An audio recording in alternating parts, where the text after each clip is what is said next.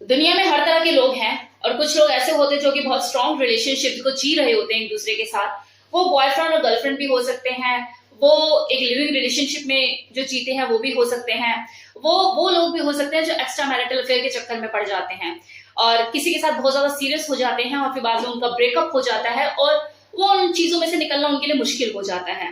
यादें परेशान करती हैं।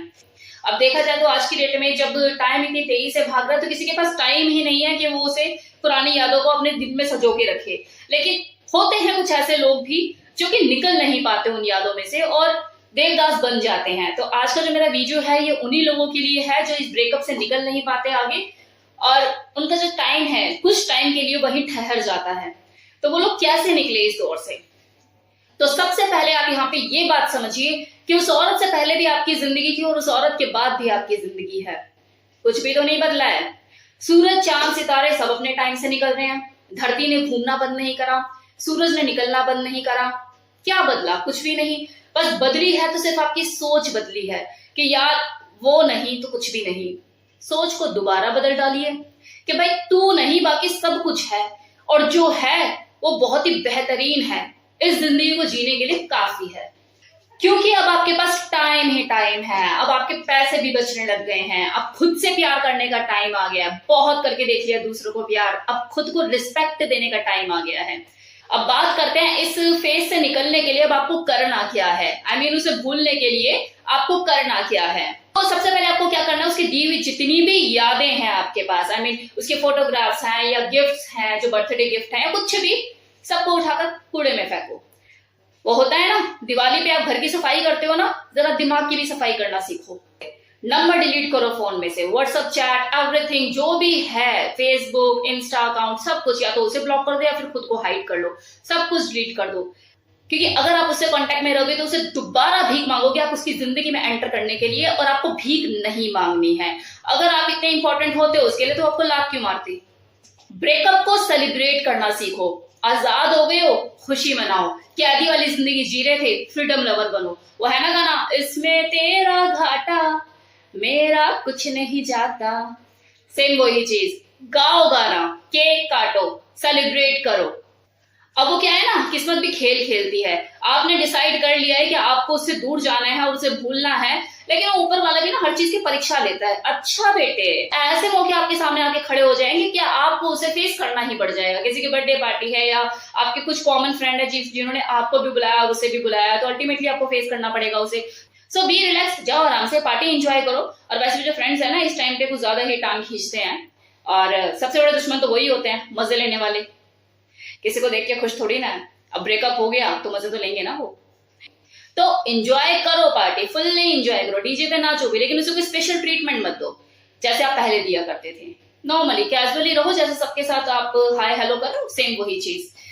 ये इस सिचुएशन को फेस करना बहुत जरूरी है क्योंकि यहाँ पे आपके दिल और दिमाग की लड़ाई होगी और ये आपको मजबूत बनाएगा। और अगर आपका दिमाग आपके दिल से जीत गया तो मतलब आप जीत गए। लेकिन यहाँ पर अब एक चीज हो सकती है कि अगर वो जो लड़की है वो आपकी इस इग्नोरेंस को ना झेल पाए, बर्दाश्त ना कर पाए, मतलब उसके दिमाग में ये आ जाए, उसकी ईगो हर्ट हो जाए, यार मेरे पीछे पीछे घूमने वाला आज के मुझे पूछ भी नहीं रहा है। तो होती है ना कुछ लड़कियां ऐसी। तो ऐसे में अगर वो दोबारा आपको अंडर में लेने की कोशिश करे और आप बहक गए और वापस आप शुरू हो गई उसके साथ, उसकी आपकी कहानी शुरू हो गई, तो समझो आप बिन पैंदे के लोटे हो और आपने ये साबित कर दिया कि उसने जो आपको लात मारी थी ना, आप इसी लायक हो। आप अपनी जीती हुई बाजी हार गए और दोबारा लात खाने के लिए तैयार हो जाओ आप उससे, क्योंकि वो आपको दोबारा लात मारेगी, I'm telling you। तो आपको यहाँ पर ये गलती नहीं करनी है। आपको उसे दिखाना है कि खोई हुई चीज वापस नहीं आती और तू मुझे खो चुकी है और अब अपनी इंपॉर्टेंस दिखाने का टाइम आ गया है आपका। तो be strong. New place new mind. जगह बदलती है तो माइंड भी बदलता है। तो नई नई जगह को एक्सप्लोर करो। जो जगह आपने आज तक नहीं देखी वहां अपने फ्रेंड्स के साथ घूमने चले जाओ। न्यू हैबिट्स डेवलप करो। और अगर माइंड में कुछ आल बला, कुछ कूड़ा कचरा ज्यादा ही आ रहा है और एग्रेशन हो रहा है बहुत ज्यादा, तो एक्सरसाइज के थ्रू से स्वेटिंग में निकाल दो। माइंड भी रिलैक्स होगा और बॉडी भी फिट होगी। एक अच्छी पर्सनालिटी निकल के आपके सामने आएगी। दोनों ही चीजें आपके फेवर में होगी, माइंड भी रिलैक्स होगा और बॉडी भी बन गई। एक चीज का हमेशा याद रखना कि जब भी आप किसी को भूलने की कोशिश करते हो तो इस कोशिश में आप उस इंसान को याद ज्यादा करते हो। तो ऐसे में आपको उसे भूलने की जरूरत नहीं है, उसको सिर्फ रिप्लेस करने की जरूरत है। उस इंसान को किसी दूसरी चीज के साथ रिप्लेस करो, ऐसी चीजें जिसमें आप अपने आप को ज्यादा इन्वॉल्व रख सको, अपने आप को बिजी कर सको। जब भी आप अकेले में बैठे तो एक चीज के ऊपर जरूर ध्यान दें कि ऐसी कौन सी गलतियां थी जिसकी वजह से आप दोनों का ब्रेकअप हुआ। जो उसकी साइड से गलतियां थी वो उसी के ऊपर छोड़ दो, क्योंकि उसको सुधारने का काम आपका नहीं है। लेकिन आपकी तरफ से जो गलतियां थी उनके ऊपर काम करने की बहुत ज्यादा जरूरत है, क्योंकि अब जिंदगी उसके भरोसे तो चलनी नहीं है, लेकिन जिंदगी में कोई ना कोई तो आएगा। तो वो गलतियां रिपीट ना हो और दोबारा वही दिक्कत ना हो, तो इसके लिए आपको उन गलतियों को सुधारने की जरूरत है।